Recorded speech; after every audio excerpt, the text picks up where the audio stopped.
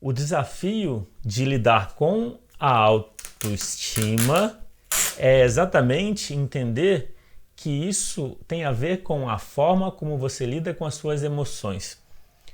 O que isso significa? No geral, existem duas maneiras de lidar com a emoção.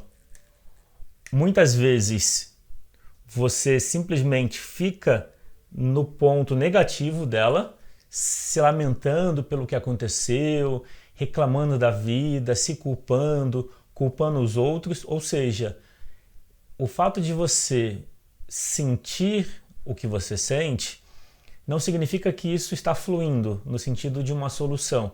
Porque, por exemplo, quando algo dá errado e você se culpa os outros, isso fala de uma relação que não é saudável em relação às emoções.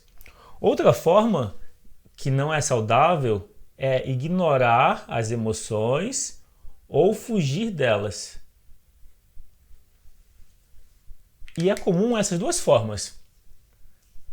Ou algumas pessoas que são mais emotivas tendem a ficar na emoção, por exemplo, quando se erra, a frustração, por exemplo, traz uma tristeza. Daí as pessoas mais emotivas, por exemplo, podem ficar remoendo, sofrendo por várias horas um acontecimento negativo. E aí o que eu estou enfatizando é, não tem nada de errado sentir a tristeza. O ponto principal é como você sente a tristeza. Você sente reforçando ela, pensando em tudo negativo que aconteceu e ficando nesse estado por um tempo indefinido? Ou você ignora totalmente a tristeza?